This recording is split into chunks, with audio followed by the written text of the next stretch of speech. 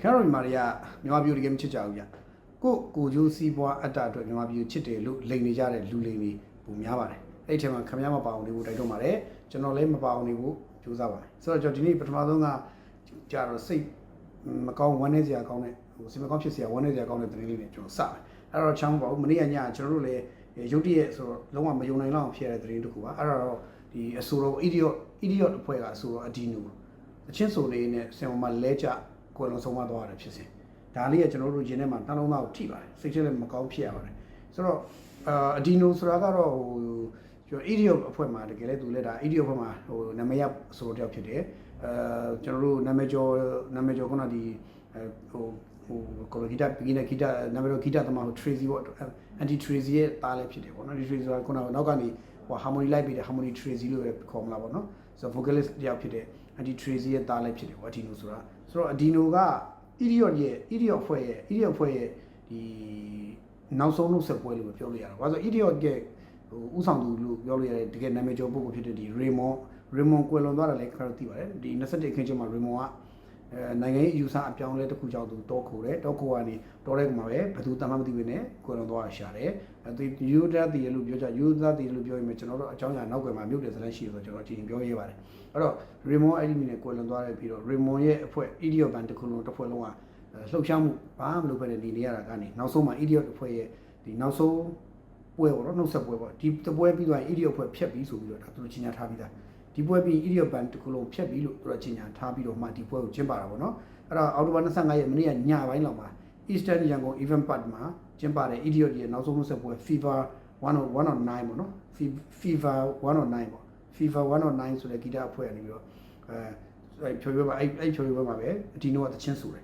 ဆိုတဲ့တချင်းကတော့ဒါဟို Raymond ဆိုခဲ့ဘူးတဲ့မငုံနဲ့တော့ဆိုတဲ့တချင်းအဲ့ဒီတချင်းကိုသူဆိုတာကျွန်တော်အဲ့ဒီ video file ကိုကြာကြည့်လိုက်ပါတယ်ကြည့်ရခါကျတော့အဲ့ဒီ video file ကိုသူ့ဘယ်လိုတွေ့ရလဲဆိုသူတချင်းဆိုတယ်သူ့ကိုသူနောက်စက္ကန့်မှမိနစ်ပိုင်းအကြာမှာသူဘုံကနေလဲကြပြီးတည်ဆုံးသွားနိုင်တယ်ဆိုတော့သူ့ကိုသူသတိထားမိတဲ့ဘုံတော့မပေါ်ဘူး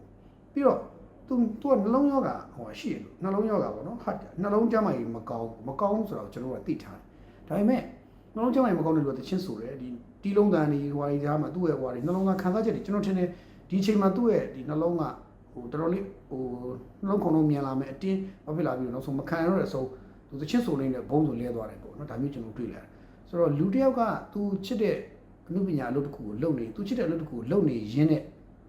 ရုပ်တရက်အဲ့လိုကိုလုံးဆုံးမသွားရတယ်ဆိုတာဟာဘုန်းလည်းပြောရတော့ဗျာဟိုဘာပြောရမလို့ဆိုဟိုပြန်တရားအရာတော်တော်လေးကိုရက်ဆက်ရကြာလုံးမှာပေါ့ဗျာဟိုကျွန်တော်တို့ကောင်းကောင်းလူကြောက်အဲ့လိုတချင်းဆိုနေပေးတဲ့ကိုဖြောပြနေနေဆိုသူပေးတဲ့လေရင်ထဲမှာကိုယ်ရင်ကွဲတယ်ကြည့်ရတဲ့လူတွေရင်ကွဲတယ်သူမိပါတယ်လေရင်ကွဲတယ်ဘယ်လိုပဲဖြစ်ဖြစ်ဒီကြံခဲ့တဲ့ဟာကြီးအားလုံးကိုနှမျောလွမ်းတတနဲ့ကြံခဲ့ရမယ့်ဟာမျိုးဖြစ်သွားတယ်ကြည့်ရတာဒီအဒီနိုကတချင်းဆိုနေနေသူ့မှာနှလုံးကမခံတော့တဲ့စီသူတကယ်စိတ်ကလှုပ်ရှားနေတယ်ထင်ပါတယ်ဘာလို့ဒီပွဲကသူတို့အားလုံးတွေသူတို့ idiot band ရဲ့နောက်ဆုံးပွဲလည်းဖြစ်တော့သူတော်တော်စိတ်မကောင်းဖြစ်ဝင်ရပါတယ်ဒါကြောင့်သူ heart attack နဲ့ပဲသူဘုံနဲ့လဲကျသွားတယ်ပေါ့ဗျာနော်ဆိုတော့သူစူးစမ်းပန်းသားသူစိုးနေတယ်နောက်ဆုံးသူပေးတဲ့ကိုနှုတ်ဆက်တဲ့အနေနဲ့သူစိုးတယ်ပေါ့စိုးပြီးတော့သူတခါလေးလဲကျသွားတယ် idiot band လည်းပြက်ဟိုနောက်ဆုံးဖြစ်သွားတယ်လို့သူ့ဘဝတည်းနောက်ဆုံးတချင်းဆိုပွဲတချင်းဆိုရင်းနဲ့သူ့ဘဝကိုသူအဆုံးသတ်လိုက်တယ်အဆုံးသတ်သွားတယ်လို့ဖြစ်သွားတော့ဗောနော်ဆိုတော့ကျွန်တော်တွေးပြီးတော့စိတ်ထဲမကောင်းပါဘူးအဲ့တော့စိတ်ထဲမကောင်းဖြစ်ရတယ်ဟိုနှမျောလဲနှမျောပါတယ်လူတယောက်ကိုနှမျောပါတယ်အသက်ကဒီ idiot အဒီနိုကအသက်38နှစ်ဆိုတော့ဟိုဘာပြောဟိုနောက်မှာတချင်းနေဆိုပဲဆိုအများကြီးဆိုလို့ရနိုင်သေးတယ်အရွယ်ပဲအဲ့တော့စိတ်ထဲတော့မကောင်းပါဘူးတော်တော်စိတ်မကောင်းဖြစ်ရတယ်ဗောနော်ကောင်းရသူတွေလာဖို့လို့ဆုတောင်းပေးပါတယ်ပြီးတော့သူနဲ့ပတ်သက်ပြီးတော့ဒီအခုဆိုရင်ဂီတလောကအတိုင်းဝန်းကလူတွေကအမျိုးမျိုးသောမှတ်ချက်လေးတွေပေးကြတယ်စိတ်မကောင်းလည်းဖြစ်ကြတယ်ပြောကြပါတယ်ဆိုတော့ဒါလေးတွေ့ရပါတယ်အဲ့တော့ကျွန်တော်တို့ဒီနေရာမှာသူ့ကိုကြည့်ပြီးတော့ကျွန်တော်တို့အားလုံးတန်ဝေကယူနေတာတစ်ခုရှိတယ်မနှက်ဖြန်တဲ့သေခြင်းတရားဘယ်ဟာပုံနီးပါသလဲဆိုတဲ့မိကုံပေါ့ပြီးခဲ့တဲ့ရက်ပိုင်းလည်းကျွန်တော်ပြောခဲ့ပါတယ်အဲ့တော့မနှက်ဖြန်တဲ့သေခြင်းတရားဘယ်ဟာပုံနီးလဲဆိုတာအခုအဒီနိုကတတိပြတော့ပါတယ်မနှက်ဖြန်နောက်နေ့မနှက်ထက်အဒီနိုကဒီနေ့ညမှာကိုယ်လွန်သွားတယ်ဆိုတာကသူ့ရဲ့မနှက်ဖြန်တဲ့ဒီနေ့ညသေခြင်းတရားနဲ့ဘယ်လောက်နီးကပ်လဲဘယ်သူကပုံနီးလဲဆိုတော့ပြီးတော့အဖြေပါပဲဆိုတော့ကျွန်တော်အားလုံးအဲ့ဒါလေးကိုကြည့်ပြီးတော့စိတ်မကောင်းဖြစ်ရမယ်နှမျောတတဖြစ်ကြလိမ့်မယ်လို့ကျွန်တော်နားလည်ပါတယ်နှလုံးသားရှိပြီးတော့ဒီပုံမှာကြည့်ပြီးတော့နှမျောတတနဲ့လွမ်းတတဖြစ်မယ်လို့ကျွန်တော်မြင်ပါတယ်ဘာပြောဟိုစိတ်မကောင်းဖြစ်ရပါတယ် idiot ဖွဲ့ရလဲဒါဆိုရင်တော့ဇာသိန်းသွားပြီပေါ့ဗျာဇာသိန်းသွားပြီဘာလို့ဆို Raymond လည်းမရှိတော့ဘူးအခုအဒီနိုလည်းမရှိတော့ဘူးကျန်တဲ့သူတွေတော့ကျန်နေသေးပေမဲ့ဒီကျန်နေတဲ့သူတွေကလည်း idiot band အဖွဲ့ပေါ့နော် idiot အဖွဲ့တစ်ဖွဲ့လုံးကကျန်ခဲ့တဲ့သူတွေကလည်းကျွန်တော်ထင်တယ်စိတ်ဒဏ်ရာတွေနဲ့ကျန်ခဲ့ကြရမယ်ဒီလိုဖြစ်သွားတယ်ဘာလို့ဆိုသူတို့အချက်ရတဲ့အချက်ဆုံးတကယ်ကြီးနေတယောက်ပြီးတယောက်ဒီ ဒီတရားမှုကြောင့်ဆုံးပါသွားကြရတယ်ဟာမျိုးကသူတို့လည်းဘယ်နှလုံးသားခံစားနိုင်မလဲပေါ့ဗျာဒါလေးတူတူစိတ်ထဲတော့မကောင်းဖြစ်ရပါတယ်ကောင်းရသူတွေလာဖို့ပဲဟိုစူတောင်းပေးပါတယ်အဒီနိုတို့ပေါ့နော်ဒါလေးကတော့ပထမဆုံးတစ်ခုပေါ့နော်နောက်အနုပညာရဲ့ပတ်သက်တော့နောက်အနုပညာကိစ္စတစ်ခုလည်းဒီနေ့ကျွန်တော်ဒီနေ့ထည့်ပြောပါလိမ့်မယ်အဲ့ဒါဘာလဲဆိုတော့ဒီဇကာတစ်ခုရှိတယ်ပြောတန်ဆိုတဲ့ဇကာရဲ့နောက်အခုရွေးကောက်ပွဲနဲ့ပတ်သက်တဲ့ဟာတစ်ခုပဲဒီနှစ်ခုနဲ့ပတ်သက်ပြီးတော့အခုလောဆယ်တစ်ဖက်မှာဝါရဖြန့်ချီအဖွဲ့တွေပြည်ပြည်အုပ်စုတွေနဲ့ဒီနိုင်ငံတော်ဖြတ်လို့ဖြည့်စည်းသမားတွေပေါ့နိုင်ငံတော်ဖြည့်စည်းသမားတွေကဒီဝေဖန်မှုတွေအကြီးကျယ်လုပ်နေကြပါတယ်ဆိုကြတော့ပြောတန်ဆိုတဲ့ဇကာပေါ့ပြောတန်ဆိုတဲ့ဇကာဆိုတာကနေဝင်းတို့သူဆောင်ထားတာပါအဓိကနေဝင်းတို့ဒီဖြိုးငွေစိုးတို့ဘာလို့နော်အဲ့မှာခင်ဝင်းဝါတို့ဘာလို့သူဆောင်ထားတယ်ပြောတန်ဆိုတဲ့ဇကာအဲ့ဇကာနဲ့ပတ်သက်ပြီးတော့အဲ့ဇကာထိုင်းမှာအခုလာပြတယ်ပေါ့23ရက်နေ့မှာထိုင်းမှာလာပြီးဒီဇကာလာပြပါတယ်ထိုင်းနိုင်ငံမှာလာပြတဲ့အခါမှာထိုင်းနိုင်ငံမှာလာပြအောင်လားဆိုပြီးတော့ဒီရုပ်ရှင်ပိုစတာကို promote လုပ်ပေးတဲ့သူတို့ဒီကားကိုကြည့်အောင်လို့ဝါရဖြန့်ပေးတဲ့သူကူပေးတဲ့သူအဲ့လူတွေအကုန်လုံးကို record ယူပြီးတော့ဘာလို့လုပ်မယ်ညာလို့လုပ်မယ်ဟိုလုပ်မယ်ဒီလိုလုပ်မယ်ပေါ့ဗျာစသဖြင့်ပေါ့ပြီးတော့ boycott လုပ်မယ်စသဖြင့်ပေါ့အဲ့လိုမျိုးနဲ့ဒီလုပ်နေပါတယ်ဘယ်သူကလဲဆိုတော့ဟိုအကြမ်းဖက်သမားရဲမင်းပေါ့နော်အကြမ်းဖက်သမားရဲမင်းကလုပ်တယ်ရဲမင်းအကြမ်းဖက်သမားရဲမင်းဆိုတော့အချိန်တော့ AAC ရဲမင်းလို့ခေါ်တယ်အခုတော့အကြမ်းဖက်သမားရဲမင်းပေါ့အကြမ်းဖက်သမားရဲမင်းအဲ့ဒါကိုအဲ့လိုလုပ်နေပါတယ်လို့တော့ရှင်းပြောရတော့သူတို့ကဘာလဲဆိုတော့သူမနိုင်နိုင်အောင်ရှောက်လုပ်တဲ့ပုံစံဖြစ်လာတယ်မနိုင်နိုင်အောင်ရှောက်ပြီးတော့လူတွေလိုက်ဒုက္ခပေးတာဖြစ်လာတယ်ဆိုတော့သူတို့ဖြစ်ချင်တာတွေမဖြစ်ရတဲ့အခါသူတို့လှုပ်ချင်နိုင်မလို့တဲ့အခါသူတို့ဘဝကြီးကတဖြည်းဖြည်းနဲ့ဟိုဘာလို့လမ်းဘေးရောက်လာတဲ့အခါသူတို့ဘဝကြီးတဖြည်းဖြည်းနဲ့နှိမ့်ကျဆုတ်ပြတ်လာတဲ့အခါကျတော့ဟိုတခြားသောသူတွေဘဝတွေကိုသူကလိုက်ဒုက္ခပေးဖို့ကြိုးစားတယ်အဲ့တော့ဟိုနာမည်ကောင်းရဖို့လည်းသူတို့ရဖို့ကြိုးစားတယ် boycott လုပ်ပြီးတော့ကိုသူတို့နာမည်သူတို့ဆွတ်တင်ဖို့ကြိုးစားတာပေါ့ဆိုတော့ဘာပြောဒီ boycott လုပ်တော့ထားရရှိရဲ့ပေးတဲ့တွေကတော့ဒါတကယ်အမှုပညာကိုအားပေးခြင်းနဲ့အမှုပညာကိုတကယ်ချစ်တယ်ဆိုရင်နိုင်ငံရေးအယောင်သွေးပါပဲနဲ့အားပေးသွားကြပါလိမ့်မယ်တကယ်အမှုပညာတမိုးထားတတ်တဲ့သူတွေကအမှုပညာကိုနားလဲတဲ့သူတွေအမှုပညာခံစားတဲ့သူတွေကပေးတဲ့အစ်စ်တွေကဒီဇာတ်ကောက်ကြည့်ပါလိမ့်မယ်သွားကြည့်ပါလိမ့်မယ်ဒါပေမဲ့နိုင်ငံရေးအယောင်ဘာယောင်ညာယောင်နဲ့တော်ဖြစ်ကြတဲ့အုပ်စုတွေကတော့သူတို့ကတော့ဒီလိုမျိုးဒီအုပ်စုတွေရဲမင်းတို့အုပ်စုတွေရဲ့6လုံးလှန်လုံးတွေကြောင့်တချို့ကတော့စိုးရိမ်စိတ်တွေရှိနေတယ်ပေါ့ကျွန်တော်တို့ကဘယ်လိုပဲဖြစ်ဖြစ်ထိုင်းမှာရောက်နေတဲ့မြန်မာတွေအားလုံးပြောချင်တာရှင်းလေးပါပဲကိုယ့်ရက်တည်ချက်ကိုယ့်ယုံကြည်ချက်ကိုယ့်မျှော်လင့်ချက်ကိုယ့်ခံစားချက်ကိုယ့်ရဲ့ဆန္ဒနဲ့ကိုယ်ရက်တည်ပါဘသူ့ကိုမှကြောက်စရာမလိုဘသူ့မှကြီးဆက်ကမလိုကိုယ့်လိုပါကိုယ့်ထမင်းကိုစားကိုယ့်လိုပြီးတော့ကိုယ့်ဘဝကိုထုတ်တဲ့ကိုလုပ်ကြပါတစုံတယောက်တစုတစ်ဖွဲ့ကနေကိုယ့်ကိုလာပြီးတော့ဒီလိုမျိုးလာပြီးဟိုလိုလုပ်ပါလားဒီလိုလုပ်ပါလားပြောလို့လုပ်ရတယ်ဆိုတာအဲ့ဒါခင်ဗျားတို့ရဲ့ဘဝကိုသူတို့ကချဲ့လဲတာပါပဲခင်ဗျားတို့ရဲ့ဘဝကိုသူတို့ကအနိုင်ကျင့်မှုကြိုးစားတာဒါကိုလည်းခင်ဗျားတို့အနေနဲ့သိကြဖို့လိုပါတယ်ခင်ဗျားတို့တစ်ချိန်လုံး၄နှစ်ကျော်တစ်ချိန်လုံးခင်ဗျားတို့တောက်လျှောက်ဖိအားပေးခံရတယ်တောက်လျှောက်ပုံစံမျိုးစုံနဲ့ပုံသွင်းခံရပြီးပြီအဲ့ဒါကိုမှခင်ဗျားတို့ကနားမလည်ကြသေးဘူးဆိုရင်တော့အခုချိန်ကြီးနားမလည်သေးဘူးဆိုရင်ဒါဟာခင်ဗျားတို့ရဲ့စဉ်းစားရမယ်အပိုင်းဖြစ်လာပြီပေါ့ခင်ဗျားတို့ရဲ့ယက်တီချက်ကိုစဉ်းစားရမယ်ဖြစ်လာပြီးတော့ခင်ဗျားတို့ဘဝအကြောင်းစဉ်းစားဖို့လိုလာပြီပေါ့ဘာလို့ဆိုတော့လူတွေအားလုံးကကိုယ့်ဘဝနဲ့ကိုယ်သွားနေကြတာပါနော်ဆိုတော့ဒါလေးတော့ကျုံးချက်လို့ပြောတာနောက်တစ်ခုကတစ်ချိန်တည်းမှာပဲဒီရုပ်ရှင်ကားတကာထွက်လာတယ်ပေါ့နော်ဒီဘာလဲဆိုတော့ရွေးကောက်ပွဲနဲ့ဆက်ဆက်ပြီးတော့လက်ရှိနိုင်ငံရေးခင်းကျင်းနဲ့ချိတ်ဆက်ရုပ်ရှင်ကားတကာထွက်လာပါတယ်အဲ့ဒါဘာလဲဆိုတော့ဒီဘာခေါ်လဲဆိုတော့ခေတ်သမိုင်းကိုဒုံဆိုင်မဲ့သူများဆိုတဲ့အမည်ပေးထားတဲ့တစ်ဖက်ကခေါ်တော့ရွေးကောက်ပွဲစီးရုံးတဲ့ကားပေါ့တကယ်တော့ရွေးကောက်ပွဲစီးရုံးတာဆိုတော့ဒီကျွန်တော်တို့နိုင်ငံအနာဂတ်ကိုဘယ်လိုပုံဖော်သင့်လဲဆိုတာမျိုးဥတည်ပြီးရိုက်ထားတဲ့ဇာတ်ကားပေါ့နော်အဲ့ဇာတ်ကားကိုတရုတ်ဆောင်တာကတော့ကိုနေတူမြင့်မြတ်နေဝင်းအေဂျင့်အေဂျင့်မောင်ပြောတာ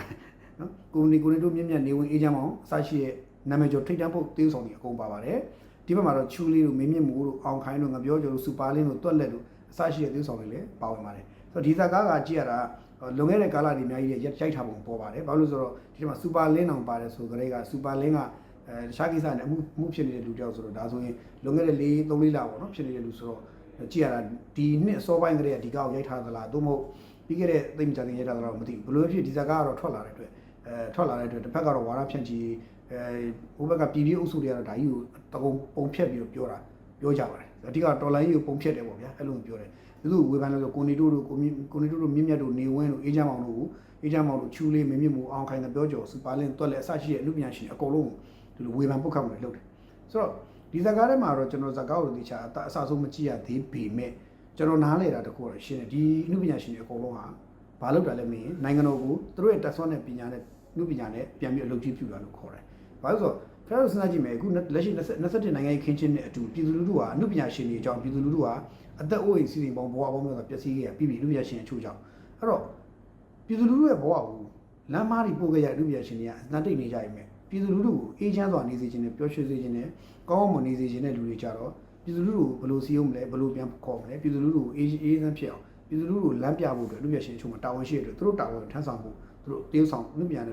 သူတက်ထွန်းတဲ့အမှုပညာနဲ့ပြ ပြည်သူလူထုတောင်းပြထပ်ဆောင်ပေးတယ်အဲ့တော့ရွေးကောက်ပွဲလို့ဟာမျိုးဆိုရင်ရွေးကောက်ပွဲကိုထောက်ခံကြိုးဆုံးပေးတဲ့အနေနဲ့ဒါလုပ်ပေးတယ်အဲ့တော့21အခင်းချင်းမှာဆန္ဒပြတဲ့ဟာတွေမှာဆိုလို့ရှိရင်ဆန္ဒပြတာရဲ့အကြမ်းဖက်တာရဲ့2မျိုးရှိတယ်ဆန္ဒပြတဲ့ဟာကဆန္ဒပြတဲ့အထီကိုကျွန်တော်တို့ကအကုန်လုံးကိုလက်ခံတယ်လူတစ်ယောက်ကဆန္ဒပြပွဲမှာဆန္ဒပြတာကိုကျွန်တော်တို့ဘာမှကန့်ကွက်စရာမရှိဘူးဒါကြီးကိုကျွန်တော်တို့မှားတယ်မပြောဘူးတကယ်ဆန္ဒပြတဲ့နဲ့ပြပါကောင်းတယ်ဒါပေမဲ့ဆန္ဒပြတာကနေနောက်တစ်ဆင့်အကြမ်းဖက်လာတာကိုရက်ွက်ကကိုရက်ွက်တစ်ခုတိုင်းလမ်းတိုင်းမှာခါဟိုပိတ်ဒီပိတ်ပြီးတော့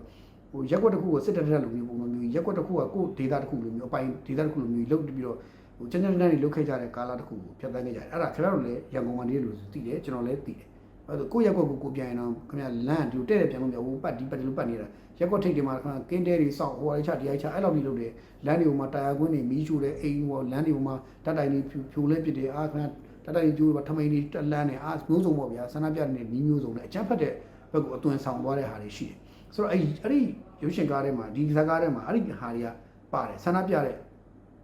ဟာမှာဆန္ဒပြရကနေအကြမ်းဖက်မှုဖြစ်သွားတဲ့ဟာတွေကိုရုပ်ကတိပါတယ်အဲ့ဒါကိုတို့ကပေါက်ပွဲတယ်အဲ့တော့ပေါက်ပွဲတယ်ပြီးတော့မြင့်မြတ်တို့နေဝင်းတို့အေဂျင့်မောင်တို့ကိုနေတိုးတို့ကတို့ဘက်ကိုမပါကောင်းလားဆိုပြီးပေါက်ပွဲတယ်သူသဖြင့်ဒီလူတွေရဲ့အင်အားနဲ့ပြည်သူလူထုကပြန်ပြီးတော့ပြည်သူလူထုအမြင်မှန်ရလာမှာတို့စိုးရိမ်တယ်ဒါကြောင့်မလို့ပြည်ပြည်အုပ်စုကအဲ့ဒီလူပြန်ရှင်တွေဝိုင်းဖိအားပေးတယ်ကျွန်တော်တို့အဲ့လူပြရှင်တွေကိုအားလုံးပြောပါမယ်ကိုနေတို့လည်းကိုနေတို့တို့မြင့်မြတ်တို့နေဝင်းတို့အေဂျင့်မောင်အကုန်လုံးနော်အကုန်လုံးနောက်ကဒီချူလေးတို့အစာအနုပြရှင်တွေအကုန်လုံးကျွန်တော်ခင်ဗျားတို့တခုပြောချင်တာခင်ဗျားတို့အဲ့လိုပြည်ပြည်အုပ်စုဝေဖန်တာကို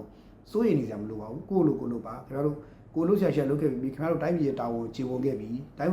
းပြည်အတွက်တာဝန်ကြည့်ပြီးပြည်သူလူထုအတွက်တာဝန်ကြည့်ပြီးခင်ဗျားတို့လို့ဆက်လုပ်ပေးခဲ့ပြီးဖြစ်တဲ့အတွက်ခင်ဗျားတို့ဘာပြောရှေ့မှာခင်ဗျားတို့ဘာပြောလုပ်ခဲ့ဒီနေ့ဒါတွေဟာတိုင်းပြည်အတွက်အကျိုးရှိလို့ခင်ဗျားတို့လုပ်ပေးတဲ့အတွက်ကျွန်တော်တို့ကကျေးဇူးတင်တယ်ခင်ဗျားတို့အားပေးနေတဲ့ပြည်သူတွေကတန်းတဲ့ချီရှိပါတယ်ဒီအကြမ်းဖက်သမားလူတစုကြောင့်ခင်ဗျားတို့စိုးရိမ်စိတ်တွေမများဘူးကျွန်တော်သတိပေးချင်ပါတယ်။ဘာလို့ခင်ဗျားတို့ဒီအကြမ်းဖက်သမားတွေဝါဒဖြန့်ချီလုပ်ပြီးတော့ခင်ဗျားတို့စိုက်ဝါးတွေပေးနေတာကိုခင်ဗျားတို့ကလန့်ပြီးတော့အလုံးမလုံးရဲမှာစိုးလို့ပါ။ဒီအကြမ်းဖက်သမားတွေကခင်ဗျားတို့ဖိနှိပ်မှုစူးစမ်းလေနှိမ်ချမှုစူးစမ်းလေပုတ်ချမှုစူးစမ်းလေခင်ဗျားတို့ကကိုယ့်အရေးချင်းကိုယ့်ယူဆကိုယ့်ယုံကြည်ချက်ရည်တည်ချက်နဲ့ယုံကြွပြီးတော့တိုင်းပြည်အတွက်လုပ်ပြလေလုပ်ရမှာဖြစ်ပါတယ်။အဲ့တော့ခင်ဗျားတို့အနေနဲ့လုပ်ပါကျွန်တော်တို့တိုက်တွန်းပါတယ်ခင်ဗျားတို့အနေနဲ့လုပ်ဆိုင်ချက်ဆက်လုပ်ပါ channel လူပြရှင်တွေလည်းဒီလိုပါပဲ။တစ်ဖက်ကပြည်ပြည်အုပ်စုကမြန်မာနိုင်ငံကိုပြန်အောင်ဝင်လာလို့မရတော့တဲ့အနေအထားကြီးရောက်နေတဲ့အချိန်မှာခင်ဗျားတို့ဘာလို့စိုးရိမ်နေတာလို့လဲကိုလို့ဆက်ချက်လုပ်ပါကိုနှုပညာနဲ့တိုင်းပြည်ကိုအကျိုးပြုပါပြည်သူလူထုအကျိုးပြုတဲ့လို့လုပ်ပါဒါတွေအားပေးပါတယ်အဲ့တော့ဟိုဘက်အုပ်စုကတော့ခင်ဗျားတို့ကိုပုံပြမျိုးစုံရေးသားပါလိမ့်မယ်ဒါတွေကိုကောင်းနေမထည့်ပါနဲ့ကိုလို့ပါဒါပဲကျွန်တော်ပြောပါမယ်ကိုလို့ကိုတခြားလှုပ်ရှားပါပြည်သူလူထုကခင်ဗျားတို့အားပေးကိုစောင့်နေတန်းနေချီလို့ပြည်သူလူအများကြီးရှိပါတယ်မယုံရင်ခင်ဗျားမြန်မာနိုင်ငံမှာရှိတဲ့ကြိုက်တဲ့မြို့ရွာတွေကိုတွားကြည့်ပါခင်ဗျားတို့ကမှဒီလိုမျိုးတရုပ်ဆောင်လို့စိတ်ဆိုးတဲ့ပြည်သူရှိသလားမရှိသလားတကယ်အားပေးတဲ့ပေးတဲ့အစ်စ်ကခင်ဗျားတို့ဒီလိုတရုပ်ဆောင်လိုက်လို့စိတ်ဆိုးသလားမဆိုးဘူးလားဆိုတော့တေချာလိုက်လွှတ်လာကြည့်လိုက်အဖြေထွက်သွားပါလိမ့်မယ်ခင်ဗျားတို့ Facebook အောက်မှာလာပြီးမှတ်တဲ့ဒီကွန်ပျူတာဖိုက်တာတွေပေါ့နော် keyboard fighter အုပ်စုပြည် keyboard fighter အုပ်စုရဲ့ comment တွေကိုဖတ်ပြီးတော့တော့ကပါမရပါနဲ့ကိုလို့ပါအဲ့ဒီ comment တွေအားလုံးကိုလည်းမလို့ရရင်အကုန်လုံး comment တွေပိတ်ပလိုက်ပါပြီးရရှင်းအောင် comment တွေပိတ်လေ comment ဖွင့်ထားပြီးတော့ဝင်မဖတ်ဖက်နဲ့လွှတ်ပေးထားလိုက်ပါဘာကြောင့်လဲဆိုတော့ဝင်ဖတ်နေအလုပ်ရှုံပါဆိုလို့ဝင်ဖတ်နေတော့ကများနေပါဆိုဖတ်နေပဲလွှတ်ပေးထားလိုက်ပါဒီအကြမ်းဖက်သမား keyboard fighter တအုပ်စုကခင်ဗျားတို့ဒီလိုပဲ ownership လုပ်ပါလိမ့်မယ်ဒီ keyboard fighter အုပ်စုကအဲ့လိုလိုပဲဝါဒဖြန့်ချီရင်းနဲ့တို့ကကျွန်တော်တို့ဒီဘက်မှာ4ကျော်5နှစ်တုန်းမှာပေါက်တက်ကြတယ်လုပ်ခဲ့ပြီးပြီအဲ့တော့ကိုလိုရင်းနဲ့လွတ်ဆက်ရှိတာကိုတွားကြပါလို့ပဲကျွန်တော်တိုက်တွန်းပါတယ်ကျွန်တော်တို့ခင်ဗျားတို့အားပေးနေပါတယ်ဆက်ပြီးတော့လုပ်ပါတိုင်းပြည်ကိုပြည်သူလူထုအတွက်ကောအားတူးမှန်တဲ့လွတ်ဆက်ရှိဆက်လုပ်ပါကျွန်တော်တို့အားပေးနေပါတယ်ပြီးတော့ကျွန်တော်တို့လိုပဲတန်းပေါင်းများသောပြည်သူတွေခင်ဗျားတို့အားပေးနေတယ်ဆိုတော့မမေ့နဲ့လို့တော့ကျွန်တော်တို့ဒီနေရာမှာထပ်ပြောပါတယ်အဲ့တော့ဒီလူတွေကို BC လို့ပါလို့ CB လို့ပါလို့ဘာလို့ညာလို့ပြောမနေနဲ့ကိုလေးလူကြီးတောင်မှပဲ BC လို့ပါလို့ပြောခံရတယ်မဟုတ်ဘူးလားဒါပဲကိုလေးသူ့လိုသူလုပ်တာပဲမစ်စီပဲခင်ဗျားတို့လည်းဒီလိုပဲကိုလိုကြာရဲနဲ့ဘာပြောကိုဘွားကိုသမိုင်းကိုရေးကြတာအကောင်းဆုံးပါဟိုပြည်ပြည်တွေကတော့ခင်ဗျားတို့အနာအိမ်နာတော့ငါတည်နေမှာမဟုတ်ပါဘူးအဲ့လိုတော့ပြီးတော့အဲ့လိုပဲပြောချင်ပါတယ်နော်ဒါလေးကတော့ဒီဟာကိစ္စတစ်ခုပါနောက်တစ်ခုကကျွန်တော်တို့နောက်တစ်ခုကကျွန်တော်တို့ဒီဘာရှိလဲဆိုတော့နုပညာကိစ္စတွေနဲ့ဆက်ဆက်လို့ဟောဖြစ်ရင်တော့ဆက်ဆက်တဲ့ကိစ္စမဟုတ်တော့တဲ့ခြားတစ်ခုကိုသွားရပါတော့မယ်အဲ့ဒါဘာလဲဆိုတော့ဒီ KK Park ကိစ္စပါ KK Park ကိစ္စကတော့ခြားမဟုတ်ဘူးအခုဒီနေ့ဆိုရင် KNU က KK Park နဲ့ပတ်သက်ပြီးသတင်းထုတ်ပြန်ပါတယ် KNU ရဲ့ထုတ်ပြန်ချက်ကိုကျွန်တော်ကြည့်လိုက်တဲ့အခါကျတော့သူက26ရက်စွဲနဲ့ KNU ထုတ်ပြန်ပါတယ်အဲ့ဒါဘာလဲဆိုတော့ KK Park နဲ့ပတ်သက်ပြီးတော့တဲ့ဗိုလ်ချုပ်စောမင်းထွန်းနဲ့မီဒီယာအချို့ဟာတဲ့ KNU ဒီ KK Park မှာ KNU က online ကိုလုပ်ငန်းလုပ်ဖို့တော့မြေငါးရမ်းခြင်းတို့လုံခြုံရေးစောင့်ရှောက်ကရယူခြင်းတို့အပြုမဲ့ရှိလို့ဆွဆွဲထားတယ်တဲ့ KNU ကဒီဆွဆွဲချက်အလုံးကိုပြည့်ရတာညင်းလို့ပါတယ်ပေါ့နော်ပြီးတော့ဒီစေအုပ်စုကဆွဲထားတဲ့ဒီဧကတရာမြေကွက်ပေါ့နော် Trans Asia International Holding Group Thailand Company နဲ့ပူးပေါင်းဆောင်ရွက်ခြင်းဆိုတာကိုတဲ့မူလီအလင်းကုမ္ပဏီက2022ဒီဇင်ဘာတဲ့ရဆိုင်ထုတ်ခဲ့ပြီးဖြစ်တယ်တဲ့ အဲ့ဒါနဲ့ပြီးတော့ KK Park online ကိုလုပ်ငန်းရဲ့ဧက900ရှိတဲ့မြေကွက်တွေကလည်းတီးခြားစီဖြစ်ပြီးတော့မြေကွက်တစ်ခုနဲ့တစ်ခု3 ကီလိုမီတာအကွာမှာတည်ရှိပါတယ်တဲ့။ဒါဆို KK Park online ကိုလုပ်ငန်းအားတဲ့ KNU နဲ့လုံးဝသက်ဆိုင်မှုမရှိပဲစစ်အုပ်စုရဲ့ပြောရေးဆိုခွင့်ရှိဆွဆွဲချက်ကို KNU အနေနဲ့ပြသညင်းဆိုပါတယ်ဆိုပြီးတော့ဂျိုလူတပ်ပုံကြည့်ပါဆိုပြီးဂျိုလူတပ်ပုံမှာထုတ်ပြတယ်။ပြီးတော့စစ်တပ်ကပြောရေးဆိုခွင့်ရှိသူကတဲ့မြန်မာနိုင်ငံ online ကိုဂိုင်းနေနဲ့ပတ်သက်ပြီးတော့စီအေးရကျွမ်းမရှိတွေကိုဖုတ်ကွယ်လို့တဲ့အတွက် KNU ကိုမဟုတ်မှဆွဆွဲပြီးသတင်းမှဖြန့်ချီရဖြစ်တဲ့အတွက် KNU အနေနဲ့ညင်းပယ်ချောင်းထုတ်ပြန်ပါတယ်ဆိုပြီးတော့ပြောတယ်ပြီးတော့သူမြေပုံညွှန်နေတယ်ပါပြတယ်ပေါ့နော်ဆိုတော့ပြောရင်တော့ KNU ရဲ့အဲ့ဒီညင်းဆိုချက်တွေဘာညာကျွန်တော်မြင်တယ် KNU ရှင်းပြောတော့ဒီ KK ဘက်ကသူတို့နဲ့မဆိုင်ဘူးတဲ့ညင်းတာပါဗျာမဆိုင်ဘူးဒါစစ်တပ်ကငါတို့ဆွဆွဲတယ်ပဲငါတို့ဘာမှမဆိုင်ဘူးဆိုပြောသလိုမင်းတို့ပြောတဲ့ဟာနဲ့ KK ဘက်နဲ့ငါတို့ရေလုပ်ခဲ့ဘူးလေဧက100 project အဲ့ဒါနဲ့နီးတယ်ငါတို့ကျွန်တော်ဧက100 project မှာမူလီအလင်းနဲ့ထိုင်းဘက်ကကွန်ပျူတာငါတို့တွဲလုပ်ခဲ့ဘူးဒါပေမဲ့ငါတို့နှုတ်ထွက်ခဲ့ပြီးပြီစာမျိုးသူတို့ပြောတယ်ပြီးတော့ဟိုဘက်ကမင်းတို့ပြောတဲ့ဧက900ငါတို့တို့တာမဟုတ်ဘူးစာမျိုးသူပြောတယ်ပြီးတော့မစ်စစ်တပ်ကဒါမင်းတို့ငါတို့ဒါပုံချတာမင်းတို့လုပ်နေတာဆိုပြန်လို့ညှို့ပြထုတ်ချင်တာပေါ့ဒီ KK ဘက်နဲ့ကိစ္စရဲ့နောက်ွယ်မှာဇလန်တွေအများကြီးရှိရကြကျွန်တော်ဟိုလည်းပြောရင်တချို့ကိစ္စလေးတွေကပြောရနေခက်တယ်ပြောနေခက်တယ်ကျွန်တော်ပါတယ်ဥပမာကျွန်တော်ခဏပြောဧက100ကိုဧက100 project ကဟုတ်တယ်အရင်တော့ KNU တကယ်လုပ်ခဲ့တယ်ဒီကိစ္စမှာ KNU ပြောတဲ့ဟာတော်တော်များကြာရင်တော့နီးစပ်နေတယ်ဧက100 project ကိုသူတို့လုပ်ခဲ့ဘူးတယ်ဒါပေမဲ့သူတို့2022လောက်မှာသူတို့နှုတ်ထွက်တယ်လို့သူတို့ပြောတယ်အဲ့ဒါလည်းမှန်တယ် KNU ဘာလို့နှုတ်ထွက်လဲ तू ကချင်းနေမှန်မှန်သူတို့နှုတ်ထွက်တယ်နော်ရဆိုင်သူနှုတ်ထွက်ပြီးတော့အဲ့ဒီဟာကိုဘယ်သူတွေယူထားလဲလို့မင်းအဲ့ဒီဧက100 project ကတည်တည်လေးအဲ့တော့ဘယ်သူယူထားလဲအဲ့ဒီຢာရဲ့နောက်ကဘယ်သူရှိနေလဲပွင့်လည်းပြော DKB ရဲ့ BGF ရဲ့အဲ့နှစ်ဖွဲ့နဲ့ဆက်ဆက်နေတယ်အဲ့ဒီ KK Park တို့နောက်ကဟို AA တို့က DKB BGF နဲ့ဆက်ဆက်နေတယ်ဟုတ်အဲ့ဒီမြေတွေကတော့ KNU ကရခင်တော့အဲ့မြေတွေနေရာသူတို့ရှိခဲ့ပိုင်ခဲ့ပြီမဲ့ဒီ၄ ဂီကိုဖြစ်စဉ်ဟုတ်လွန်ခဲ့တဲ့တစ်ခေါက်၄ ဂီကိုဖြစ်စဉ်နောက်ပိုင်းနဲ့ KNU နဲ့အဲ့ဘက်ချန်ဆိုင်တော့ပဲနဲ့အဲ့မှာ DKBA တို့ BGF တို့ကတဆွဲနေရထားတဲ့နေရာဖြစ်သွားပြီပြီးတော့အဲ့ဒီနေရာတွေမှာ KK Park ဆိုလို့ရှိရင်ရွှေကုတ်ကိုထက်၄ဆလောက်ကြီးတယ်တကယ်မြေမှာရွှေကုတ်ထက်၄ဆလောက်ကြီးတယ်အခု KK Park ထဲမှာတက်ကဝင်ပြီးနေရာယူဖို့ကြိုးစားတယ်ဝင်ရောက်စစ်ဆေးမှုတွေလုပ်တဲ့အခါမှာBGF ဘိုးချုပ်စောတင်ဝင်ဘိုးချုပ်စောတင်ဝင်ပေါ့စောတင်ဝင်ဦးဆောင်တဲ့ BGF အဖွဲ့ဘက်ကနည်းနည်းလေးသဘောထားကတင်းမှရှိတယ်ပုံပေါ်တယ်ဆိုတဲ့သတင်းတွေကျွန်တော်တို့ကြားတယ်နောက်တစ်ခုကဘယ်လောက်ထိကြားလဲမေးပေါ့နော်ဘယ်လောက်ကြားလဲမေးဒီစစ်တပ်က KK ဘက်ကိုဝင်ရောက်စီးနှင်းပြီးတော့ရှာဖွေတယ်ကြားဖြတ်နေနှိမ်နေကြိုးစားတဲ့ကိစ္စကိုစောတင်ဝင်တဲ့အုပ်စုကမကြိုက်ဘူး BGF စောတင်ဝင်တဲ့အုပ်စုမကြိုက်ဘူးအဲ BGF နဲ့ပတ်သက်ရင်ခင်ဗျားတို့ကမှပြဿနာနှစ်ခုသုံးခုကွဲနေတယ် BGF လို့ပြောရင်ခင်ဗျားတို့ကဟိုစောချစ်သူနဲ့နိုင်မောင်စောတို့ကိုပြင်းမြင်တယ်မဟုတ်ဘူး BGF ရဲ့အများကြီးပဲ BGF အောက်မှာစောချစ်သူအုပ်စုရှိတယ်ခုနစောတင်ဝင်တဲ့အုပ်စုလည်းရှိတယ်တခြားဖွဲ့လည်းရှိသေးတယ်အဲ့တော့တစ်ဖွဲ့ချင်းစီမတူတဲ့ဖွဲ့တွေအုပ်စုတွေခွဲထားပြီးတယ်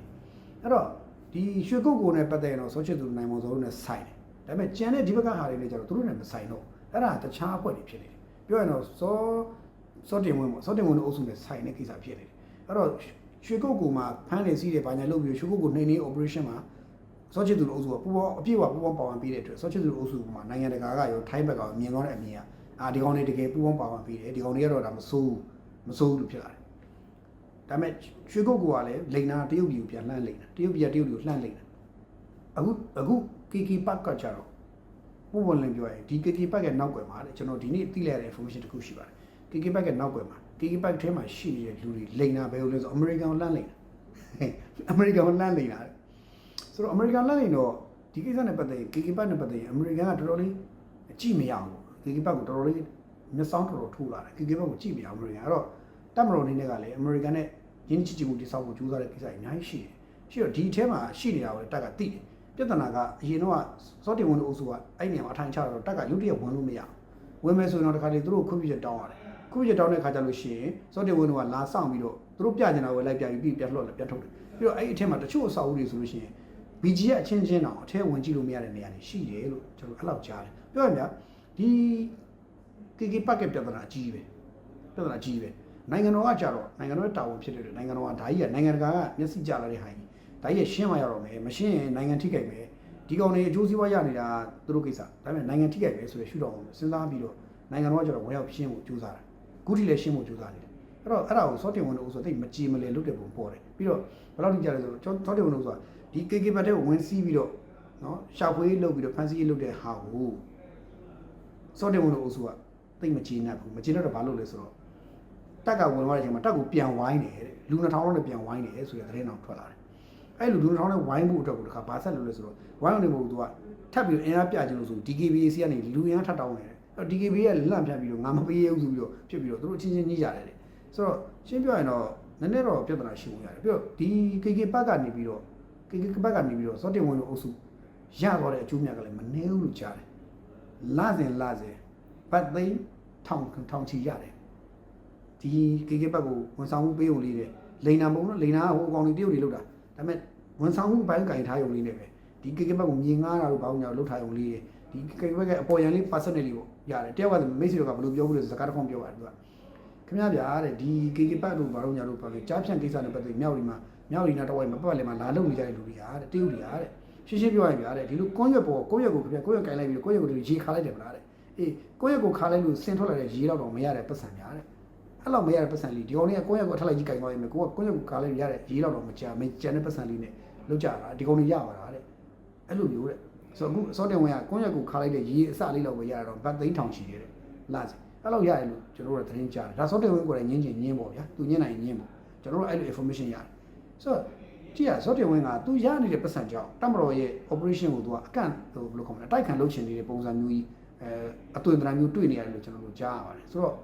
့ဒီပုံစံနဲ့ဆက်လုပ်ရင်စောတင်ဝင်ကဇာသိမ်းသွားနိုင်တယ်သူကိုယ်သူမသိတာပေါ့နော်မသိတာပြီးတော့ဒီကြားဖြန့်ကိစ္စဟာ BGF နဲ့ DKB အတွက်ဆွဲချသွားနေတဲ့ဟာတွေအများကြီးရှိတယ်ဒီ BGF ခေါင်းဆောင် DKB ခေါင်းဆောင်တွေအကုန်လုံးအစုံသူ့လိုက်မလိုက်ကြီးကိုကတ်မိသားစုတွေရဲ့လမ်းစဉ်လိုက်သွားနိုင်ပြီဆိုတော့သူတို့ကိုသတိထားမိပုံမရသေးဘူးပြတချို့တွေဘုံကြီးဆော့ချစ်သူကတော့သူကသဘောပေါက်တဲ့အတွက်သူကစောစီချိုလုပ်တယ်တချို့လူတွေကအခုဒီသဘောပေါက်သေးဘူးလက်ရှိဒီမှာရနေတဲ့ပတ်စံကိုမြင်နေတဲ့ခါကျတော့သိပြီးတော့ဟိုဒါကြီးငါအကျိုးစီးပွားလာထိရကွာဆိုတော့အတွေးမျိုးသူတို့မှာရှိနေပုံရတယ်နော်အဲ့တော့ဒါဟာနိုင်ငံချင်းချီတယ်ပြောရင်ဒီကြားဖြတ်နေတက်မလို့ကြားဖြတ်နေရဲ့နောက်ကွယ်မှာအမေရိကန်အုပ်စုနဲ့ချိတ်ဆက်ထားတဲ့ကိစ္စတွေအများကြီးရှိနေပါတယ်အမေရိကန်နဲ့ချိတ်ဆက်တယ်အမေရိကန်စုကနဲ့ချိတ်ဆက်တဲ့ကိစ္စတွေအများကြီးရှိနေပါတယ်ဒါလိုပဲကျွန်တော်ပြောချင်တယ်ဒါတက်ပူပြောလို့မကောင်းပါဘူးဒါနိုင်ငံတော်ကပြောရမယ့်ကိစ္စပါကျွန်တော်တို့အများကြီးပြောစရာမရှိဘူးအဲ့တော့ KK ကိစ္စနဲ့ပတ်သက်ရင်တော့ KNU ရဲ့ဒီထုတ်ပြန်ချက်ဟာဘယ်လိုလဲ KNU ကစောရတဲ့သတင်းရပုံရတယ် KNU ကဒါကြောင့်မို့လို့လေ2022လောက်ကလေး KNU ကချက်ချင်း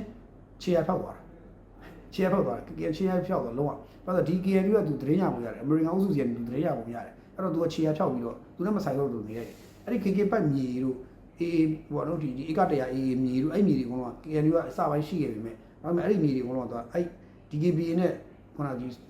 BGF ကဟိုစောတင်ဝင်လို့လက်ထဲကိုရောင်းချပလိုက်တာမျိုးတွေငှားပလိုက်တာမျိုးတွေပေးပလိုက်တာမျိုးတွေလုပ်လိုက်သူရှောင်ထွက်သွားတာမျိုးလုပ်ခဲ့တာလို့ကျွန်တော်တို့အချမ်းမြင်ကြားတယ်ဒါနဲ့လည်းနည်းနည်းနေဦးမယ်လို့ထင်တယ်အဲ့တော့တက်ဆိုင်ရာဟာတွေကနေမျိုးကွင်းစင်းပြီးတခြားကြည့်မှာပဲရမယ်ကိစ္စဖြစ်နေသေးသေးကတေချာတော့ဒီ KK ဘက်ကိစ္စကနောက်ကပဲမရိုးရှင်းပါဘူးဒါပေမဲ့တက်မတော်နိုင်ငံတော်တက်မတော်ကတော့သူကရှင်းရှင်းလေးပဲနိုင်ငံချင်းချီလာတဲ့အခါနိုင်ငံနဲ့ချီပြီးတော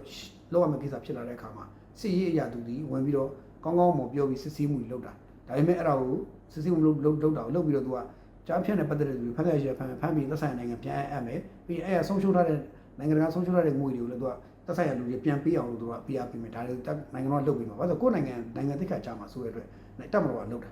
ါပေမဲ့တချို့ကကျတော့ကိုကျိုးစည်းပွားကြောင့်အကန်လေးတွေလုပ်ချင်တဲ့သဘောတွေ့ရတယ်အဲ့တော့အကန်လုပ်တာများရင်တက်မတော်ကတော့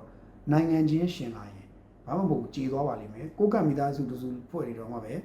နိုင်ငံချင်းရှင်လာတဲ့ခါမှာတက်မတော်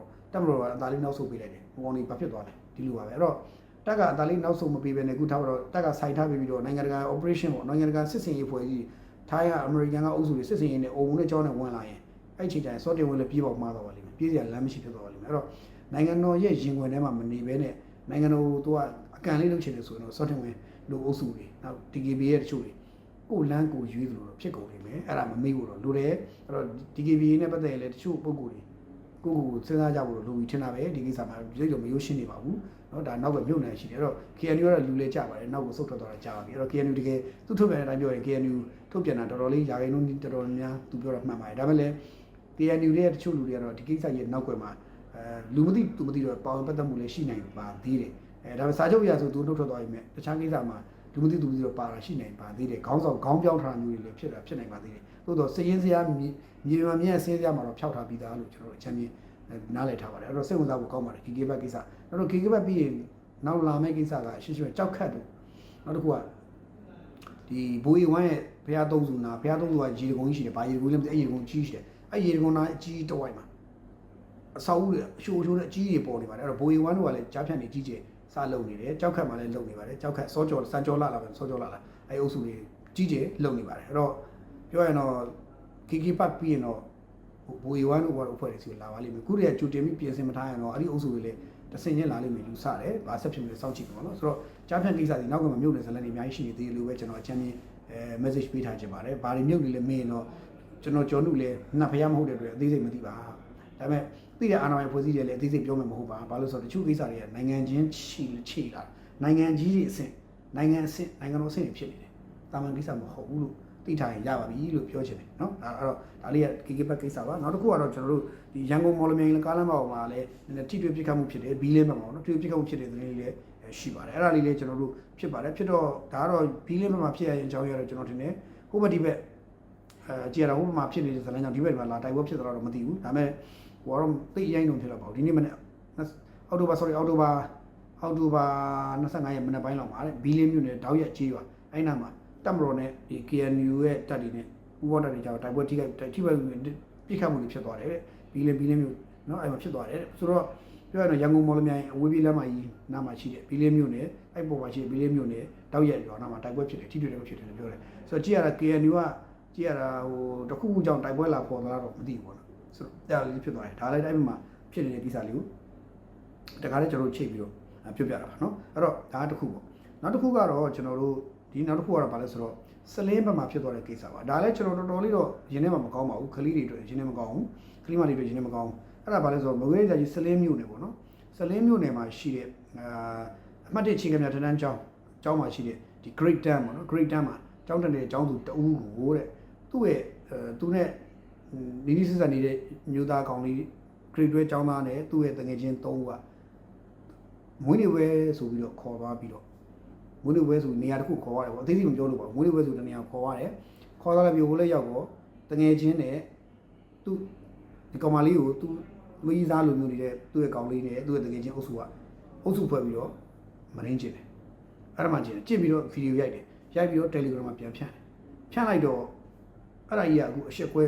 ကျိုးနေဖြစ်ကုန်တော့မိဘတွေကတိတော့နောက်ဒီဟာတွေပြန့်လာတဲ့ခါတော့မိသားစုတိတော့စိတ်တွေစိုးကြတာပေါ့အဲ့ဖြစ်စဉ်ကပြီးခဲ့တဲ့အောက်တိုဘာ23ရက်နေ့မှာဖြစ်တယ်အောက်တိုဘာမြို့နယ်23ရက်နေ့ကဆလင်းမြို့ TG ဖျားနာမှာဖြစ်သွားခဲ့တာတဲ့စဉ်းစားကြည့်ဗျာ Great 12ဆိုတာဘာမှမရှိဘူးကို10ကျော်သက်အောက် Great 12 10ကျော်သက်အောက်ဒီ16 second ဒါပဲရှိမှာအသက်မပြည့်သေးဘူးဗျာပြောအဲ့တော့ဒီရွယ်လေးတွေကဒီလိုလုပ်တယ်ဆိုတာကတော်တော့စိုးတယ်ဗျာနော်ဒီ Great တဲ့ကျောင်းသားကဒီလိုလုပ်တယ်ဆိုတာကစဉ်းစားကြည့်သူ့ရေးသားကိုသူကလည်းအရမကျင်တယ်သူ့တကယ်ချင်းနှစ်ယောက်လည်းပွားပြီးတော့အရမကျင်တဲ့ဗီဒီယိုရိုက်တယ်ပြီးတော့အဲ့ဒါယူ online မှာ Telegram တင်နေဆိုတော့အဲ့ဒီကလေးတွေရဲ့ဗီဇဘလို့ဗီဇလဲပေါ့နော်ဆိုတော့ဘလို့ဆိုတော့အဲ့ကလေးတွေကိုစလင်းရဲစကမှာဖန်စီထိန်းသိမ်းထားတယ်တဲ့နော်ဖန်စီထိန်းသိမ်းထားတယ်တဲ့ထိန်းသိမ်းထားပြီးတော့ရှင်းပြောတော့ထိန်းသိမ်းထားပြီးတော့ဒါသူတို့သက်ဆိုင်ရာတာဝန်ရှိသူတွေကလေးတွေကထိန်းသိမ်းစနာပို့မလားဘာဆက်ဖြစ်လို့မသိဘူးအဲ့တော့ဒီကိစ္စနဲ့ပတ်သက်လို့ရှိရင်လည်းကလေး3ယောက်ကအခုကျူးလွန်သူចောင်းသား3ယောက်ရဲ့မိဘတွေကနေပြီးတော့ကျူးလွန်ခံရတဲ့မိန်းကလေးရဲ့မိဘတွေမိသားစုကိုဆက်သွယ်ပြီးတော့ငွေကြေးပေးပြီးတော့ကြေးပြီးညှိနှိုင်းတယ်300လောက်ပေးပြီးတော့ညှိနှိုင်းတယ်ပေါ့နော်300လောက်ပေးမယ်ပေါ့ဆိုပြီးတော့ညှိနှိုင်းတယ်ကြေးပေးဖို့ဆိုတော့ကျွန်တော်စဉ်းစားတာပေါ့နော်အမျိုးသမီးတယောက်ရဲ့ဂုဏ်သိက္ခာကလေးငယ်တယောက်ကမိန်းကလေးတယောက်ရဲ့ဂုဏ်သိက္ခာ300ပေးကြေးလို့ရတာလားပတ်စံပေးကြေးလို့ရတာဒါဂုဏ်သိက္ခာနဲ့ဆိုင်တယ်အဲ့တော့ပြီးတော့ခုနမိသားစုတွေကအတင်းညှိနှိုင်းတယ်ဆိုတော့ကောင်းပါပြီကျွန်တော်ယူလေးမိပါမယ်အဲ့ဒီခုနမရင်းချင်းတဲ့ကောင်မရင်းသမားကလေးမရင်းသမား3ယောက်ရဲ့မိဘတွေကိုကျွန်တော်မိပါမယ်ခင်ဗျားတို့တော့ညှိလို့ပြောတာပါခင်ဗျားသမီးကိုတယောက်ကမရင်းချင်းခင်ဗျားတို့ပတ်စံပေးကြေးမှာလာ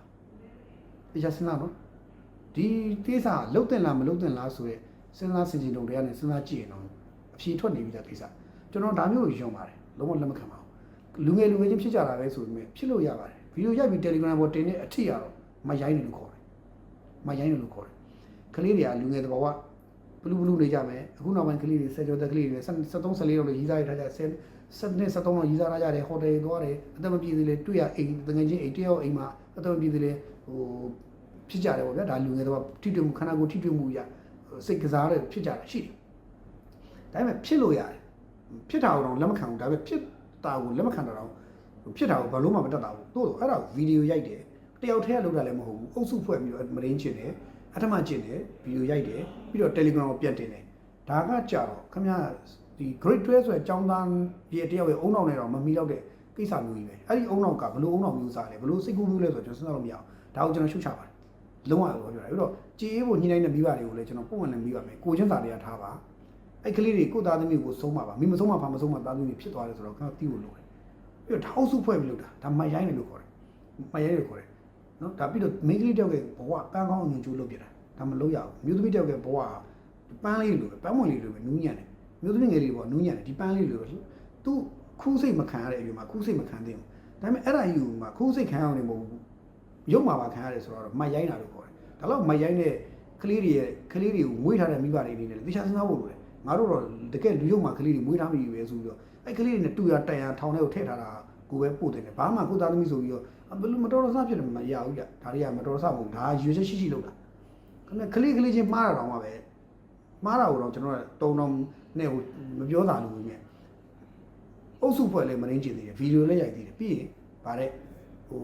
Telegram ရှောက်တင်လိုက်သေးတယ်ဟာခင်ဗျဘလောက်မရိုက်တဲ့ကိစ္စကြီးလေဒါ social media တွေသုံးတယ် TikTok Facebook YouTube အစရှိအဲ့ဒါတွေသုံးပြီးတော့ social media တွေကနေပေးလိုက်တဲ့ဆိုးကျိုးတွေအဲ့ကလေးတွေအဲ့လိုဖြစ်သွားတာဒါကကျွန်တော်တော်ဆိုးပါတယ်ကျွန်တော်လုံးဝလက်မခံပါဘူးအဲ့တော့သက်ဆိုင်ရာအားလုံးရဲ့ဖွဲ့စည်းနေတယ်ဒီကိစ္စကြီးပုံမှာကြေးပေးဖို့လို့ညှိနှိုင်းတာမျိုးလို့ခင်ဗျားတို့လုပ်ရင်တော့ခင်ဗျားတို့မရိုင်းတာပဲမလုပ်သင့်ဘူးဒါဥပဒေနဲ့အညီပဲသွားတင်တယ်ဥပဒေတိုင်းပဲဖြစ်တင်တယ်အသက်ငယ်သေးလို့ဘာလို့လာမပြောပါနဲ့အသက်ငယ်ရဆိုမဲ့ခင်ဗျာအုပ်စုပဲမရင်းချင်းမှုရှိတယ်တွေးရတဲ့အုံနောက်ဗီဒီယိုရိုက်ဖို့တွေးတဲ့အုံနောက် Telegram မှာတင်ဖို့တွေးတဲ့အုံနောက်ကအသက်ငယ်သေးလို့ဆိုတဲ့စကားနဲ့တော့လာမပြောနဲ့အဲ့ဒီအသက်ငယ်တယ်ဆိုအဲ့တော့ချီးကျွေးစားမှာလားလို့မေးရအသက်ငယ်သေးလို့ကလေးပဲမသိပါဘူးချီးကျွေးစားမှာလားအဲ့ကောင်ကြီးချီးကျွေးမစားဘူးအဲ့တော့မိဘတွေကလည်းကိုချင်းစာတရားရှိဖို့လို့သူတို့ပတ်ဝန်းကျင်တိုင်းဝန်နေတာကိုချင်းစာတရားနဲ့စဉ်းစားရမယ်စင်ရင်တုံတရားနဲ့စဉ်းစားရမယ်ရဲတပ်ဖွဲ့ဝင်တွေတိုင်တောင်းရှိသူတွေဥပဒေပိုင်းကလူတွေစင်ရင်တုံတရားနဲ့စဉ်းစားရမယ်ဥပဒေနဲ့အညီပဲထောင်းနဲ့ထည့်ထားရမယ်ထည့်တဲ့နဲ့ထည့်ထားရမယ်ပြီးတော့ဒါမျိုးတက်ညာဖို့မစဉ်းစားပါနဲ့တိတိကျကျပဲအရေးယူပါဒါမျိုးပဲကျွန်တော်ကြိုက်ပါတယ်ဆိုတော့ဒါကြီးကတော့လုံးဝလက်မခံတဲ့ကိစ္စအကြောင်းသားတွေကြားထဲမှာဒီလိုဖြစ်နေတဲ့ကိစ္စနဲ့ပတ်သက်ရင်လည်းစာသင်ကျောင်းတွေမှာကျောင်းဆရာဆရာမတွေတင်းကျပ်မှုတွေပြန်ကင်လို့လိုအပ်ပြီလားလို့ကျွန်တော်မေးရတော့မယ်ဘာလို့ဆိုတော့ကျောင်းတွေမှာသမီးစားထားတဲ့ကိစ္စတွေတင်းကျပ်ဖို့လိုပြီလားဆိုတော့မေးပါကျောင်းတွေမှာသမီးစားထားကြတာမျိုးတွေကဒါတင်းကျပ်ဖို့တင့်သလားဆိုရင်ကျွန်တော်တို့ငယ်တော့တင်းကျပ်ခံရတာပဲတင်းကျပ်ခံရတာပဲကျောင်းသားတယောက်နဲ့တယောက်သမီးစားထားလို့ရှိရင်ဆရာတွေကျောင်းထုတ်ပြင်မယ်ပါညာဆိုကျွန်တော်တို့မှကြောက်ပြီးတော့မလေးမထားရဲပါဘူးထားချင်တော့မထားရဲဘူးတခါလေတကယ်ချင်းနဲ့ easily တော့မှမနေဘူးပါဖြစ်ဒါမဲ့လေထားကြပါဒီကြားထဲလည်းထားကြပါတယ်ဆရာတွေကလည်းဒါပဲခွန်းလွတ်ကြပါတယ်စိုးသွားတဲ့ကလေးတွေမဟုတ်ဘူးဆိုတော့ဒီလိုခွန်းလွတ်ကြပါတယ်တော်တော်ပြောဒါပေမဲ့သို့တော်မဖြစ်တယ်ဘူးဆိုတော့ပြောချင်တယ်ဆိုတော့ဒါကလေးတငယ်ဥပဒေရရောတငယ်မရင်းဥပဒေရမရင်းမှုမျိုးစုံရအောင်အုပ်စုဖွဲ့ပထမကျင့်မှုတွေရောခင်ဗျာဒီ social media ပေါ်ဗီဒီယိုရိုက်တင်တဲ့66တွေရောအဆွတ်ချက်ခန့်နေအမှုပေါင်းများစွာတက်ပြီးတော့ဖွင့်ပလိုက်လို့ရပါတယ်ဆိုတော့ပွင့်လည်းပြောရင်တော့ထိရောက်တဲ့အရေးယူတွေလုပ်ဖို့ကျွန်တော်တိုက်တွန်းပါတယ်ဒါမျိုးတွေကိုလွတ်ထားဖို့မသင့်ဘူးပြီးတော့မိဘတွေအားလုံးဒီရုပ်သံကြည့်နေတဲ့မိဘတွေအားလုံးခင်ဗျားတို့မှာသားသမီးတွေမွေးထားရင်ကျွန်တော်မှလည်းသားသမီးမွေးထားတယ်ကျွန်တော်သားသမီးမွေးထားရင်တစ်ချက်ကိုချင်းစာတရားရှိပါနှစ်ချက်ကဘာလဲဆိုတော့မိမဆုံးမှဘာမဆုံးမှသားသမီးမဖြစ်အောင်လို့ကိုယ်သားသမီးကိုဆုံးပါကြိုတင်တွန်နေဆုံးပါထားပါအဲ့တော့မိနဲ့ဖာမှမဆုံးပါလို့ရှိရင်မိမဆုံးမှဘာမဆုံးမှသားလေးဖြစ်တတ်တယ်အဲ့မိမဆုံးမှဘာမဆုံးမှသားသမီးတွေကမယိုင်းရမ်းကားပြီဆိုရင်ရှင်းပြောရင်အကုန်လုံးတောက်ကတွေရောက်ရတယ်အဲ့တော့မိမဆုံးမှဘာမဆုံးမှသားသမီးတွေမဖြစ်အောင်လို့တော့ဒီချားတော့ဆုံးမထားကြဖို့တိုက်တွန်းပါတယ်ပြီးတော့ဥပဒေကြောင်းအရလည်းထိရောက်တဲ့ရည်မှုတွေကိုမိဘတွေကိုယ်တိုင်ကပါဝင်ပူးပေါင်းပါဝင်ပေးရမှာဖြစ်ပါတယ်ဒါအမှန်တရားပါเนาะအဲ့တော့ဒါလေးတော့ကလေးငယ်ကျွလွန်နေခံရတဲ့ကလေးငယ်မလေးတို့တော့စေကောင်းဖြစ်ရပါတယ်ဒါပေမဲ့ဒီကလေးငယ်မလေးနဲ့ပတ်သက်ရင်လေလူအတိုင်းဝိုင်းအနေနဲ့ဘာလို့မဆိုဝိုင်းဖေးမှဖေးကူပါမယ်ဒီကလေးမလေးမလိုချင်ဘူးမလိုချင်တဲ့ဖြစ်တဲ့ကိစ္စရှင်းပြောရင်ကဘာပေါ်မှာအမျိုးသမီးတယောက်က no ဆိုရင် no ပါ no တာအကောင်းဆုံးပဲခင်ဗျာကိုယူထားတဲ့မိန်းမပြန်ဖြစ်နေကြတာ तू က no လို့ပြောရင်ခင်ဗျာလက်ဖျားနဲ့တော့မထိတာအကောင်းဆုံးဒါမှရိုင်းနေ तू no သူစိတ်ဆန္ဒမပါဘဲနဲ့တွားလို့ရင် no ဆိုတော့တွားလို့ရင်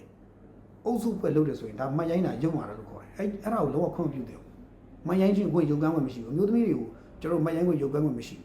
အမျိုးသမီးတွေမှာတာမှုထားခွင့်လေးစားခွင့်ပဲရှိသေးတယ်လို့ကျွန်တော်တို့တိုက်တွန်းပါတယ်ဒါကျွန်တော်ကြိုကြိုက်တဲ့ကိစ္စပြောတာပါအဲ့တော့ကျွန်တော်ဒီနေ့ဟွာလေးအပိတ်လေးကတော့ဒီပြီးသုံးလုံးကိစ္စပါပြီးသုံးလုံးကိစ္စတော့ပြီးသုံးလုံးကတော့အခုသတင်းစာရှင်းလင်းပွဲလုပ်မယ်လို့အချမ်းမြင်ပြောပါတယ်ကျွန်တော်တို့အခုမီဒီယာတွေကိုစဖိတ်ပါတယ်ဖိတ်လို့ကျွန်တော်ဒီနေ့ပြောတာပါပြီးသုံးလုံးကနိုဝင်ဘာ1ရက်နေ့ကျရင်နိုဝင်ဘာ1ရက်နေ့မှာ Sky Star Hotel မှာမီဒီယာတွေနဲ့သတင်းစာရှင်းလင်းပွဲလုပ်ပါမယ်အပိုင်းနှစ်ပိုင်းလုပ်ပါမယ်ဆိုပြီးမီဒီယာတွေကိုစဖိတ်ပါတယ်နော်ပြီးသုံးလုံးကိစ္စပေါ့နော်ပြီးသုံးလုံးကထူးထူးခြားခြားသူလုပ်လာတယ်အဲ့ဒါဘာလဲဆိုတော့သူက Sky Star Media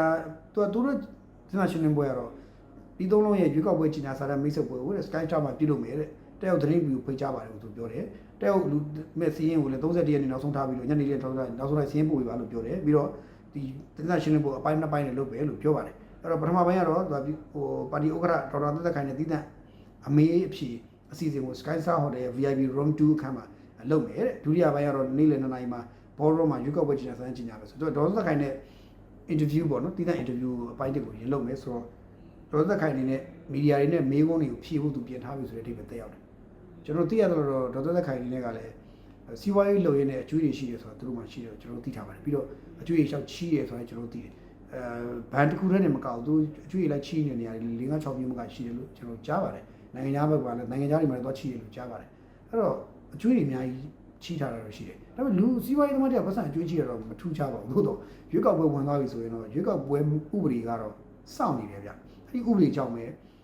ညှိဆုံးသွားတဲ့အခါသူတို့သွားတာအဲ့တော့ကျွန်တော်ရှိမှပြောခဲ့တယ်ဒါပေမဲ့ဒေါသကန်နေနဲ့သူပေါ့ရခဲ့တယ်ဗာပေါ့ရတယ်သူရွေးကောက်ပွဲဝင်မယ်ဆိုရင်ဒီအကျွေးကိစ္စတွေကိုသူမပါဝင်မပတ်သက်တဲ့သူဖြစ်အောင်သူနေဖို့လိုတာဒါပေမဲ့ तू ကပါဝင်ပတ်သက်သူဖြစ်သွားတဲ့အခါကျတော့အကျွေးကိစ္စတွေမကင်းတဲ့အခါကျတော့ तू ကခုနရွေးကောက်ပွဲနေရာနေပယ်ဖြတ်ခံရတဲ့ကိစ္စဖြစ်သွားတယ်ပြီးတော့တချို့ကိစ္စကြီးကြာရင်ဗျာချို့ကိစ္စကြာရင်ဗျာကိုလည်းဟိုတေချာလေးကြည့်ပေါ့တချို့ကကြာရင်ဟိုညောင်သီးလေးစား40နဲ့နားထောင်ပေါ့ဗျာနော်အဲ့လိုမဟုတ်ရင်တော့မလိုအပ်တဲ့စိုးကျိုးတွေထပ်ပြီးရင်ဆိုင်ရနိုင်ပါတယ်အဲ့တော့ဒါကတော့ဂျုံကြိုက်လို့ဒီသုံးလုံးပါတီရဲ့ရှင်းလင်းပွဲကြောင့်ပြောရနေဒီလေးတော့ဒါတော့ပေါ့လေအားလုံးကိုယ်စားသိရှိပါတိုင်းပြည်ကိုစေနာမှာထားပါသစ္စာရှိပါကိုယ်နိုင်ငံသားချင်းချင်းအပြန်အလှန်တပ်ဖြတ်နေကြတာကိုလက်ခုပ်လောက TV ပြောနေတဲ့လူမိုက်လူရန်ကလူသက်အကြမ်းဖက်အားပေးသမားခမားဖြစ်နေသလားဆိုတော့ပြန်လည်မင်းတို့ဘာလို့ပြောရင်းနဲ့ကိုနိုင်ပါ